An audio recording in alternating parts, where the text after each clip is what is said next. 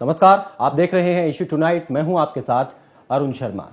समाज को झकझोर देने वाली एक वारदात होती है, उसके बाद तरह तरह की बातें उस वीडियो को देखने के बाद उठने लगती हैं। जी हां, हम बात कर रहे हैं दो बहनों के बारे में जिन्होंने एक संदेश ऐसा समाज में दिया है कि अगर कोई लड़का आपको बस में या किसी पब्लिक प्लेस पे छेड़ता है तो आप उनको सबक सिखा दो उसी समय।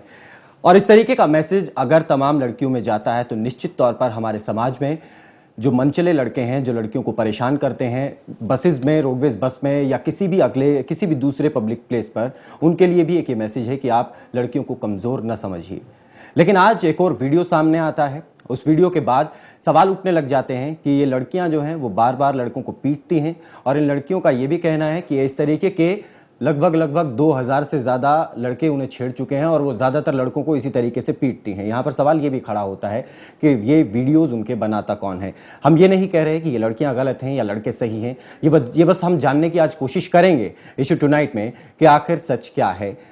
हो सकता है कि निष्कर्ष पर हम ना पहुंचे, लेकिन समाज का एक आईना जिस तरीके से हम देख रहे हैं, समाज किस दिशा में जा रहा है, समाज में जिस तरीके की घटनाएं हो रही हैं, उस पर किस किस तरह की बातें हो रही हैं, ये भी जानने की कोशिश करेंगे। चर्चा शुरू करने से पहले ये रिपोर्ट देखते हैं। रोहतक छेड़छाड़ मामले में नया मोड़ आ गया है। दोनों बहनों को लेकर एक नया वीडियो जारी हुआ है जिसमें वो एक लड़के की धुनाई कर रही हैं, लेकिन लड़कियों को खुद उनके गांव के लोग और घटना के वक्त बस में सवार यात्री ही गलत ठहरा रहे हैं। उनके मुताबिक लड़कों को फंसाया जा रहा है। लड़कियों ने जो आरोप लगाए हैं वो सब झूठे हैं। लोगों का आरोप है कि प्लानिंग कर इस घटना को अंजाम दिया गया है। लड़कियों का कहना है कि उनसे छेड़छाड़ की गई है, लेकिन बस में बैठे यात्रियों का कहना है कि ऐसा कुछ नहीं है, सीट को लेकर झगड़ा हुआ था। लड़कों के पक्ष में आए लोगों का कहना है कि वो किसी के कहने पर यह बयान नहीं दे रहे हैं, बल्कि सच्चाई को सामने लाने में मदद करने को आगे आए हैं। मैं बस अड्डे में तो बैठी हूँ। रोहतक बस अड्डे से आप? हाँ, टिकट लेकर। ठीक है। और वे लड़के भी चढ़ गए, वे लड़की भी चढ़ गई। और वे जिसी वह एक बीमार थी कोई बस के अंदर, ठीक है। वो लड़का उसकी टिकट लिया आया। वो आने के नहीं बोला वे यताई की सीट है, छोड़ दे। वे नहीं बोली हम नहीं छोड़ा करते। ये होते होते उनका झगड़ा चलता और वे शहर से बाहर लेकर आई। शहर से बाहर लेकर आई तो वे गाड़ी देने लगी। जितनी इतनी गंदी गाड़ी दे दी बेटे, जो मैं आपसे बता नहीं सकती। लड़कियां ने मैं लगी कहने, मैं 3 नंबर सीट पे थी। बेटे तुम इनके सामने मना रो, ये जितने दिखोगे उतनी ज़्यादा गाड़ी देंगी, तुम अपना उरे ना जाओ, मेरे कन्ने आ जाओ और मुँह भी मेरे सामने कर लो, इसके सामने मुँह मना करो। उन्होंने मेरे सामने मुँह कर लिया। वह एक तो बनाने लगी जी उनका वीडियो, और वे 2 जनी काट के अपनी बेल्ट और लड़के का बड्डा जितनी भी जी मारी गई उतनी मारी है। लड़कियां ने कितना भी छेड़ नहीं करा कि कितना भी छेड़ना करा कि जब सच्चाई वो लड़ा रही हूँ ना तो लड़कियां ताल्लुकात मेरा और ना लड़कियां थे। मैं कोसे के गांव की नहीं हूँ। मड़ी सी भी गलती को ना भाई, लड़के की मड़ी सी भी गलती जो ये लड़की नुए बताई गई ना और नुए चढ़ाई गई है कि नाम देवा दो और इनका नौकरी देवा दो और भाई जैसी सी लड़की ये होगी ना दुनिया में तो हरियाणा ने खत्म कर देंगे। छोरिया ना बैग में तो काट गए बेल्टर जब छोरिया को मारने लगी थी। छोरे कोई गलती नहीं थी, माड़ी मोटी तो कुछ कहनी पड़ेगी। वहीं लड़कों के पिता भी ग्रामीणों के सुर में सुर मिलाते नजर आए। उनके मुताबिक उनके बेटे बेकसूर हैं। उन्होंने मामले की निष्पक्ष जांच करवाने की अपील की है। मेरा लड़का घर से घी लेने के लिए बालोट गांव आया हुआ था। वो रोहतक से इस बस में नहीं था। बस में पीछे से कोई झगड़ा चल के आ रहा था। मेरे लड़के को बिल्कुल पता नहीं था। लड़का किसी भी झगड़े में, मैंने वीडियो देखा है, टीवी में देखा है, इंटरनेट के उस पर देखा है, लड़का ना कहीं छुटाने में है ना कहीं मारने में। मेरा लड़का बिल्कुल निर्दोष है। आप इसकी तह तक जाने की कोशिश करें। मेरे लड़के के साथ जो ये दुर्घटना हुई, आज तक मेरे लड़के का कोई पीछे स्कूलों में पढ़ा और गांव में मेरे लड़के कहीं भी कोई दुनिया में हरियाणा में कहीं भी ऐसा कसूर बताया था तो मैं और निष्पक्ष जांच की जाए। जो मेरे लड़के के साथ ऐसा बुरा अत्याचार किया, आपको ऑलरेडी कल बता दिया गया था कि इसमें जो केस यहाँ पे दर्ज हुआ है उसमें फास्ट ट्रैक इन्वेस्टिगेशन चल रही है और हमारी यही कोशिश है कि हम जल्द से जल्द इसमें इस केस को लॉजिकल कंक्लूजन तक लेके जाएं। जी, जिस तरह से गांव के कुछ लोग आए हैं और जो बाहर से आए हैं, क्योंकि अलग अलग गांव से जो महिला भी वहां पे मौजूद थी, वो भी हमने उनसे बात की, तो कह रहे हैं कि लड़कियों की कोई गलती नहीं थी उसमें। देखिए, उसमें उन्होंने कल अपनी दरखास्त दी है, उसमें हम जांच कर रहे हैं। यह मामला इन दिनों मीडिया की सुर्खियां बना हुआ है, जिसके बाद लड़कों के पक्ष में ग्रामीण और बस में सवार दूसरे गांव के ग्रामीण भी आ चुके हैं। वो लड़कियों को गलत और लड़कों को सही ठहरा रहे हैं। ऐसे में मामला बेहद पेचीदा हो गया है। अब सच्चाई क्या है, ये तो जांच के बाद ही पता चल पाएगा। रोहतक से जितेंद्र पांचाल, खबर फास्ट। बिल्कुल, अब इस मामले में जांच आगे बढ़ेगी तभी कुछ साफ हो पाएगा। चलिए चर्चा शुरू करते हैं। मेरे साथ एक मजबूत पैनल जुड़ गया है इस डिबेट के लिए। उनसे परिचय मैं आपका करा देता हूं। वीरेंद्र फोगाट हमारे साथ हैं, वरिष्ठ पत्रकार। डॉक्टर वीरेंद्र सिंधु हैं, कानून के जानकार हैं। सविता जी हैं, समाज सेविका। वेद प्रकाश शौरान हैं, प्राचार्य हैं। और एडवोकेट संदीप राठी हैं, जो लड़कों की तरफ से डिफेंस लॉयर हैं। आप सभी का स्वागत है। फोगाट साहब, मैं आपसे सबसे पहले जानना चाहता हूं, मीडिया में जिस तरीके, जब ये मुद्दा आया, जब ये वीडियो मीडिया में आया और मीडिया ने जिस तरीके से इसे हाथों हाथ लेते हुए और लड़कियों के पक्ष में इसे जिस तरीके से उठाया, और इसमें कहीं ना कहीं भावनात्मक पहलू भी मीडिया का हमने देखा, क्या माना जाए? क्या इस तरीके के मामलों में एकदम से हम बिना किसी जांच के या बिना किसी उसकी तह तक जाए बिना जब इस तरीके के मामलों को हम उठा देते हैं, और उसमें जो लड़कियां हैं, अच्छी बात है, लड़कियों ने जो संदेश दिया वो एक अच्छा संदेश है समाज में और दूसरी लड़कियों के लिए, लेकिन वाकई में क्या इन चीज़ों को एकदम से बिना किसी तह तक जाए हम उठा देते हैं, और उसका फिर कहीं ना कहीं अब जिस तरीके से लड़कों की तरफ से भी और उन लड़कियों के गांव की भी जो महिलाएं और जो बस में जो सवार थे लोग, वो जो अब कह रहे हैं सामने आके, देखिए तमाम चीजों को देखिए, पहली बात तो ये है कि अगर ये वीडियो ना होता तो ये मुद्दा नहीं होता जी, चाहे लड़कियों के साथ छेड़खानी हुई होती या ना हुई होती। ये वीडियो आने के कारण ही पुलिस और प्रशासन और सरकार और मीडिया तब एक्टिव हुआ है, ये तो बात सत्य है जी। अच्छा, वीडियो आने के बाद इसमें मैं ये कह सकता हूं कि थोड़ा सा अतिरेक रहा ये कि मीडिया ने इसको एक ट्रायल के रूप में पेश करना शुरू कर दिया। यहां मीडिया संस्थानों की या कुछ मीडिया इंस्टीट्यूट्स या टीवी चैनल्स कह लीजिए, अखबार, उन्होंने थोड़ा सा ध्यान रखा जाना चाहिए था। पत्रकारिता के भी कुछ एथिक्स होते हैं, नियम होते हैं, उसमें कुछ ह्यूमैनिटी भी है, तो उनको ध्यान में रखते हुए अगर इसी चीज को ये इस तरह से ज्यादा, वो कहते हैं बम्बार्डमेंट एक हो गई और लड़कियों के पक्ष में लिखा गया, इसमें कोई दो राय नहीं कि उन्होंने उनकी पिटाई की थी, तो और लड़कियों ने शिकायत भी की। लड़कियों ने शिकायत यही की 100 नंबर पे कि कुछ लड़के हमारे साथ बदतमीजी कर रहे हैं, छेड़छाड़ कर रहे हैं, और इसी आधार पे एफआईआर दर्ज हुई है। तो इसमें यह नहीं कहा जा सकता कि लड़कियों की मंशा पे सवाल नहीं उठाए जा सकते। इसका मीडिया ट्रायल जो हुआ है या जो सोशल इसका ट्रायल हुआ है, या व्हाट्सएप पे या फेसबुक पे हर आदमी अपना एक वर्जन लेके चल रहा है, इससे कंफ्यूजन जरूर क्रिएट हुआ है। और कुछ बातें जो हैं वो इस तरह जो नहीं होनी चाहिए थी। तो इस मामले में ये कहना चाहूंगा कि सीधा सीधा ये मीडिया ट्रायल का ज्यादा असर है। अब मामला कोर्ट में है, पुलिस ने एफआईआर दर्ज कर लिया, मामला कोर्ट में चला गया, तो अब कोर्ट फैसला करेगा। और जितने भी ये गवाही हैं, अब ये जो लेडीज या बुजुर्ग या जो यात्री सामने आ रहे हैं, ये उस समय नहीं बोले। पहली बात तो ये है कि उस समय ज्यादा इंटरवीन नहीं किया गया। और जो कंडक्टर और बस ड्राइवर था, उन्होंने भी इस तरह की कोई कोशिश नहीं की बस रोक के इसको रोका जाए या पुलिस के पास शिकायत की जाए। ये लड़कियों ने ही किया सब कुछ, मतलब ये लड़कियों ने खुद अपनी तरफ से अपना डिफेंस करने के लिए किया है। और एक और चीज सामने आई, 1091 पे लड़कियों ने फोन किया, वहां फोन से उनको जवाब नहीं मिला, सेटिस्फैक्टरी कोई आंसर नहीं मिला। जैसे कल एसपी साहब रोहतक की जो प्रेस कॉन्फ्रेंस थी, उन्होंने कहा, और जैसे हमें पता भी है कि 1091 और 100 नंबर ये एक ही ऑफिस से ऑपरेट होता है जी। एक पे फीमेल जो है कांस्टेबल या मतलब जो रिसीवर होती है, और एक पे मेल। तो अमूमन ये जो कॉल ट्रांसफर हो जाती है, कई बार क्या है कि फीमेल जो है नहीं रही होंगी, वो साइड में कहीं चली गई हो या बिजी हो, तो हो सकता है कि उस पे ना हो और फिर 100 नंबर पे अटेंड कर लिया गया हो। तो इसमें इन चीजों पे ना जाके सच्चाई क्या है ये कोर्ट ही तय करेगा। हम मीडिया ट्रायल और सोशल ट्रायल ना करें तो बेहतर रहेगा। संदीप जी, आप डिफेंस कर रहे हैं इस पूरे मामले में लड़कों को, क्या आपका कहना है? क्या वाकई में लड़कों ने कोई गलती नहीं की, जिस तरीके से सबूत भी आज आपने पेश किए हैं? देखिए जी, मैं सबसे पहले तो खबर फास्ट को बधाई देता हूं। पहले भले ही कोई वर्जन पेश किया हो, लेकिन जैसे ही आज दूसरा पक्ष आया, खबर फास्ट ने दोनों पक्ष रखे हैं। इसके अलावा अब भी कोई ऐसे न्यूज चैनल हैं सिर्फ एक पक्ष से दिखा रहे हैं। मेरा ये मानना है कि जो भी है ये कोर्ट डिसाइड करे, लोग डिसाइड करें, सिर्फ न्यूज चैनल्स को ये डिसाइड नहीं करना चाहिए कि क्या ठीक है और क्या गलत है। और जहाँ तक उन लड़कों से बात हुई, उनका एक ही कहना, उनके पेरेंट्स का, अगर गलती है, अगर ये वीडियो सच है तो उन्हें आप बेसिक जो सजा चाहे दे दीजिए। यही बात लड़कों की कहनी, अगर हमारा दोष है तो हमें कोई भी सजा दीजिए। लेकिन ये खबर आ रही है कि जमानत उन लड़कों को मिल गई है। हाँ, उन लड़कों की जमानत हो गई है, ये पुख्ता बात आप बता रहे हैं? हाँ जी।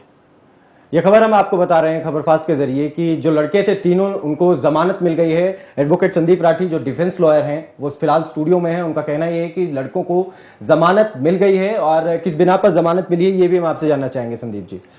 देखिए, जो जिन सेक्शंस उस विषय पे मैं अभी नहीं जाना चाहता कि कैसे क्योंकि उससे एक डिफेंस लूज होता है, एक अननेसेसरी प्रेशर क्रिएट होता है। तो मैं आपसे ये रिक्वेस्ट करूंगा कि इस विषय को ज्यादा ना चलिए ठीक है, फिलहाल उन लड़कों को जमानत मिल गई है। सविता जी, मैं ये जानना चाह रहा हूँ इस पूरे मामले में, अब जिस तरीके से दोनों वीडियो हमारे पास हैं, अब ये बात कही, हम कल भी जब चर्चा कर रहे थे इस विषय में, व्हाट्सएप के जरिए मैसेज आ रहा था, लड़कों के पक्ष का मैसेज आ रहा था, लड़कों को कहीं ना कहीं बचाव का वो बात कर रहा था कि एक बूढ़ी औरत थी, उसके टिकट के लिए वो गए। आज भी जो कुछ महिलाएं आई हैं जो बस में उस वक्त थी, क्या ये सिर्फ एक डिफेंस करने के लिए, या डिफेंस लॉयर या डिफेंस के लोग जो अपने सबूत इकट्ठा करने के लिए इन लोगों को इकट्ठा कर रहे हैं, या वाकई में ऐसा कुछ हो सकता है?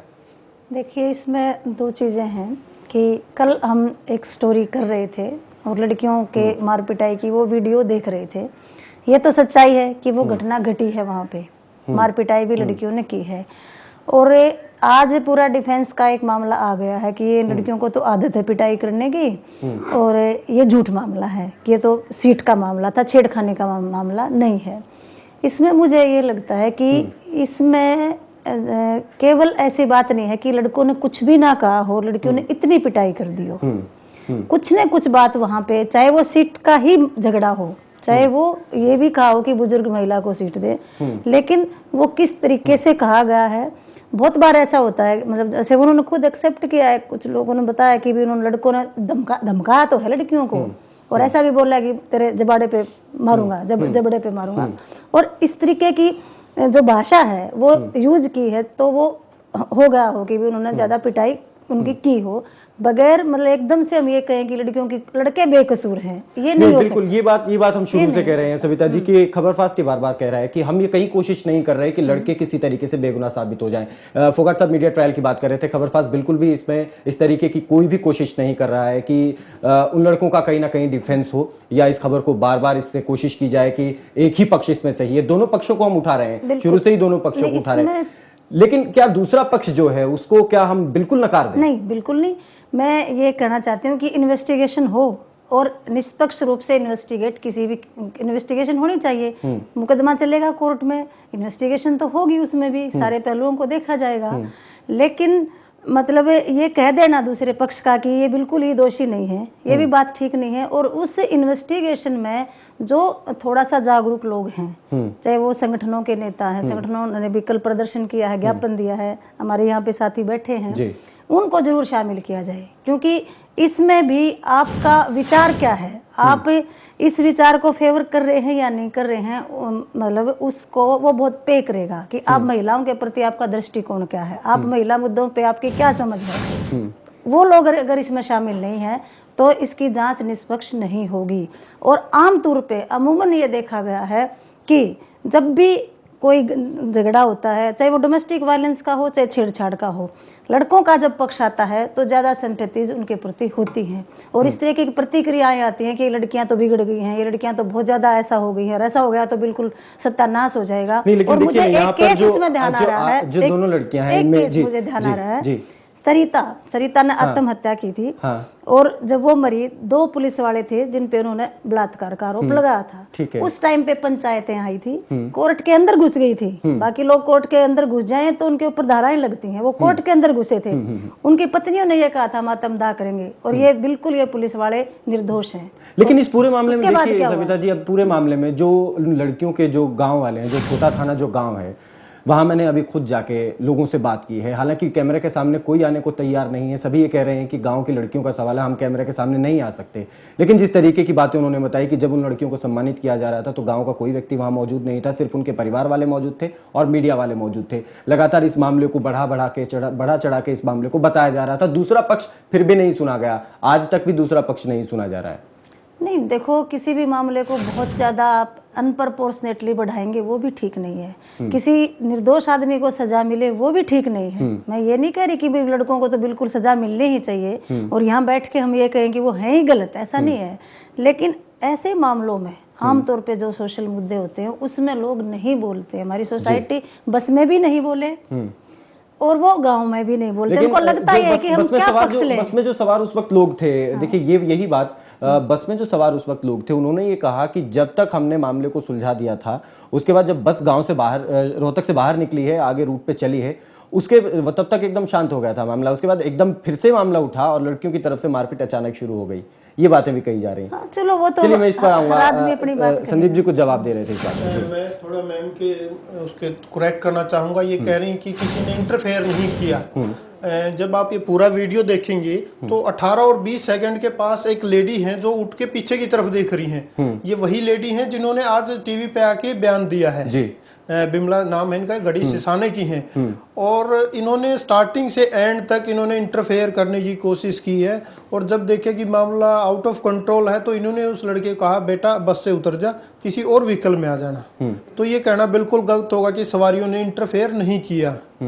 तो आपका ये कहना है कि सवारियों ने फुकट साहब आपका भी कुछ बोलना चाहिए? मैं ये कहना चाहता था कि ये घटना हुई है, पहली बात तो ये है। और दूसरा देखिए, जिस हम समाज में रहते हैं ये पुरुष प्रधान समाज है और यहाँ के नियम कायदे कानून सारे लगभग पुरुषों द्वारा निर्धारित हैं। और औरतों के प्रति हमारे मन में कितनी इज्जत और कितने संस्कार हैं ये हम लगभग देखते रहते हैं। आप किसी भी लोकल रूट पे हरियाणा, पंजाब, उत्तर प्रदेश, पश्चिमी उत्तर प्रदेश, पूरा उत्तर भारत का, लगभग पूरे भारत में यही हाल है। आप देख लीजिए लड़कियां किस तरह से सफर करती हैं, किस तरह से वहां जो वो ट्रैवल करती हैं, चाहे बस हो, चाहे ट्रेन हो, चाहे कॉलेज हो। आप ये देखिए, अगर हमारा औरतों के प्रति या स्त्रियों के प्रति या महिलाओं के प्रति बड़ा सम्मान का भाव है तो आज क्यों हम देश में ऐसी बात कर रहे हैं कि लड़कियों के लिए एक अलग बैंक होना चाहिए, लड़कियों के लिए एक अलग कॉलेज होना चाहिए, लड़कियों के लिए लेडी स्पेशल बस चलाई जानी चाहिए, लड़कियों के कॉलेज के सामने सीसीटीवी कैमरे लगने चाहिए, पुलिस प्रोटेक्शन मिलना चाहिए। क्यों?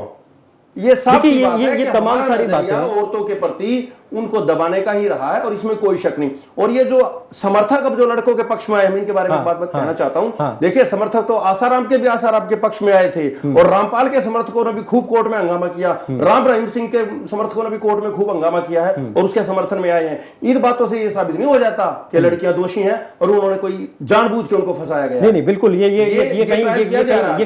कहीं कोशिश भी नहीं हो रही है, ये कोशिश नहीं हो रही है कहीं भी। जी, पहले आपने अगर भाई साहब ने बाइट्स अच्छी तरह नहीं देखी, वो किसी के समर्थन में नहीं आई हैं। वो ये कह रही हैं कि ना हम लड़कियों के रिश्तेदार हैं ना लड़कियों के रिश्तेदार हैं। लेकिन डिफेंस के लिए आप किसी ना किसी को तो लाएंगे। नहीं, दूसरी बात, डिफेंस के लिए किसी ना किसी को तो लाएंगे, वो खुद आए हैं। दूसरी बात, आज तक पहले कितनी भी घटना हुई, पहली ऐसी घटना है जब उसी गांव की महिलाएं सामने आई हैं, उन्हीं की गांव की लड़कियों के प्रति खिलाफ। आपने आज तक कितने भी इंसिडेंट देखे होंगे, शायद ऐसा इंसिडेंट पहले कभी नहीं हुआ। चलिए, ये ऐसा इंसिडेंट शोरान साहब सामने आया है, पूरे इंसिडेंट को देखते हुए आप क्या समझ रहे हैं? मेरा मानना है ये कोई सिर्फ आम सी बात नहीं है। जो भी हरियाणा का नागरिक है वो बहुत अच्छी तरह से समझता है कि यहाँ पर महिलाओं की कितनी इज्जत है। ऊंची ऊंची बात और बड़ी बड़ी बातें सब कर सकते हैं, लेकिन महिलाओं की जो स्थिति हरियाणा में है और खास तौर पर बेटियों की, उसमें कोई दो राय नहीं है कि उनको दबाया जाता रहा है और उनके साथ आज भी जब अन्याय होता है तो उसका साथ देने वाले बहुत कम हैं। ये जो महिला बोल रही हैं, आप सोचकर देखिए, जब बेटा और बेटी के सिलेक्शन का सवाल आता है, हमेशा ही महिलाएं, खास तौर पर वो महिलाएं जो 50 साल से ऊपर की हैं, अनपढ़ हैं, वो बेटे का पक्ष लेती रही हैं। मुझे इसमें कुछ भी नजर नहीं आता उनको बचाव करने में। ये एक सिंपल एक ममत्व का सवाल है। और कितनी बेटियों ने लड़कों को पीट दिया आज तक। आज एक बच्चे को 2 बेल्ट लग गई तो सारा हरियाणा क्या कहना चाहता है? मुझे साफ दिखाई देता है। हम शिक्षा क्षेत्र से मैं जुड़ा हुआ हूँ, रोज देखता हूँ बसों में जितनी हमारी कन्याओं के साथ जितनी दुर्गति उनकी होती है, चाहे आप उसका कंडक्टर का नाम ले दीजिए, चाहे पुलिस का नाम ले दीजिए, किसी का भी नाम ले दीजिए, लेकिन वो सफ़र कर रही हैं और उनको ज़रूरत है उठने की। और मैं तो मानता हूँ मीडिया का इसमें बहुत बड़ा रोल है और उसने बहुत अच्छा किया है। इसको और हाईलाइट करना चाहिए। ठीक है, अपना पक्ष लड़ें। इन सारी बातों के साथ शोरन साहब एक बात और उठ रही है कि ये जो लड़कियां हैं, दोनों बहनें जो हैं, ठीक है, अच्छा संदेश उन्होंने दिया। दूसरी जो बात उठ रही है वो ये है कि इन्होंने जितने भी लड़कों के साथ मारपिटाई की है पहले, और खुद आरती जो है जो 19 साल की जो पूजा है, उसने ये कहा कि 2000 से ज्यादा बार मेरे साथ ये घटना हो चुकी है और हो सकता है ऐसे वीडियोस और सामने आए। शर्मा जी, आप मुझे ये बताइए, कल उसी लड़की को दूसरा लड़का अगर छेड़े तो उसे क्यों नहीं पीटना चाहिए? एक चीज क्यों नहीं पीटना चाहिए? हर बार वीडियो कैसे बन जाते हैं? अरे हर बार वीडियो बनने चाहिए। अगर एक इसमें एक सवाल और है, जो उस बस में जो घटना हुई, वो वीडियो जिस महिला ने बनाया, ये बात कही जा रही है लड़कियों की तरफ से जो बयान आया कि वो वीडियो एक गर्भवती महिला थी, उसने ये वीडियो बना लिया। हाँ। लेकिन जो बाद में बात निकल के आ रही है, बस की जो दूसरी सवारियां वो ये कह रही हैं कि वो उन्हीं के साथ वो लड़की थी, वो महिला थी। हाँ। उन्होंने उसको फोन लिया, शर्मा जी, क्या वीडियो बनाई। एक पक्ष ये भी है, ये कहा गया है उन तीनों लड़कों में से एक ने फोन किया है कि भाई 1 मिनट आना, हमारी तो भर्ती में हम तो चले जाएंगे, 2 लड़कियों को सबक सिखाना है। उसने जो वो वीडियो के लिए फोन किया उसका कोई जिक्र नहीं, लेकिन उसने महिला को अगर दे दिया, मैं कहता हूँ वीडियो बनाने में बुराई क्या है? कोई बुराई नहीं है, वीडियो बनाने चाहिए, बनने चाहिए। लेकिन वीडियो किसने बनाया वो महिला अभी तक सामने क्यों नहीं उससे आई? क्या फर्क पड़ता है? बिल्कुल सही बात है। देखिए, मैं क्या फर्क पड़ता है? शोरान साहब का समर्थन करता हूं। सवाल तो नहीं, सवाल नहीं उठता। देखिए, सवाल गलत है। हाँ जी, मैं ये बताना चाहता हूँ, शोरान साहब मैं बिल्कुल समर्थन करता हूँ। देखिए, वीडियो बनाया और किसने बनाया, इस बात पे हम बहस क्यों करें? ये पुलिस का काम है। सच्चाई सामने, स्टिंग ऑपरेशन भी करते हैं, मीडिया खुद स्टिंग ऑपरेशन करता है, हम लोग करते रहे हैं। इसका मतलब ये नहीं कि वो गलत है स्टिंग ऑपरेशन करना। अगर सच्चाई सामने लाने के लिए स्टिंग ऑपरेशन किए जाते हैं और अपने डिफेंस में हर आदमी प्रयास करता है। अगर वो स्टिंग ऑपरेशन एक ही आदमी बार बार बनाए तब वो भी सही घेरे में आता है। एक ही आदमी अगर 16 भ्रष्टाचार को उजागर करने की कोशिश तो वो एक सवाल के घेरे नहीं, सवाल के घेरे में आता है। इस तरह का जुनून होकर वो करना चाहता हूँ, क्यों नहीं? इसमें मंशा पे सवाल नहीं उठाया जाना चाहिए। आज जो पार्क वाला वीडियो है उसमें भी वो लड़कियां उन लड़कों की पिटाई कर रही हैं। फिर नहीं, हम तो ये इसमें क्या बुरी बात है? मैं तो शर्मा जी ये कहना चाहता हूँ, सुमन भैया हमारे साथ जुड़ गई है, महिला आयोग के चेयरपर्सन है। मैं रोकना चाहूंगा, मैं आपको, सुमन भैया हमारे साथ जुड़ गए। सुमन जी, स्वागत है आपका खबर फास्ट पर। जी नमस्कार। सुमन जी, पूरे मामले को आप किस तरीके से देख रही हैं? देखिए, यहाँ पर अलग अलग व्यूज भी हैं, डिफेंस लॉयर के कुछ अलग व्यूज हैं और तमाम और पैनल के जो यहाँ पैनलिस्ट बैठे होंगे अलग अलग व्यूज हैं। आपका क्या मानना है इस पूरे मामले को लेकर? देखिए, मेरा मानना ये है कि वहाँ पर उस समय पर वजह कुछ भी रही हो झगड़े की, लेकिन एक लड़के, जवान लड़कों का, मैं कहती हूँ आजकल तो इतना कानून बना है कि हस्बैंड भी अगर अपनी वाइफ पर हाथ उठाता है तो वो भी एक्सेप्टेबल नहीं है। तो कहाँ पर ये लिखा है, कौन सी किताब में लिखा है कि लड़के कुछ भी लड़कियों के साथ हाथापाई कर रहे हैं या जिस तरीके से वो मुकाबला कर रही है? तो मैं इस चीज को सही मानती हूँ कि लड़कियों ने बिल्कुल सही किया है, और उसके पीछे फैक्ट क्या था या लड़ाई का कारण क्या था ये तो जांच का विषय है। परंतु जिस तरीके से हाथ उठाया गया था लड़कियों पर, तो उसमें जो मुकाबला उन्होंने किया है वो अप्रिशिएबल था और मैं उसको बिल्कुल ठीक समझती हूँ।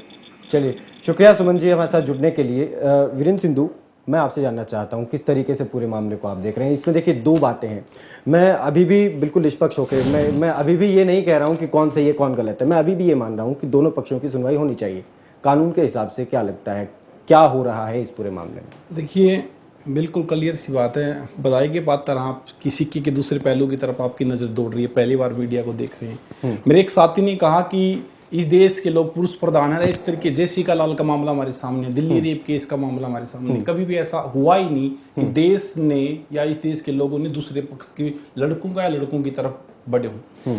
मैं आपके सामने कानून रख रहा हूँ और कानून को आपके सामने रखकर नेशनल इंटरनेशनल ह्यूमन राइट्स सभी को देख के आप फैसला कर लीजिए।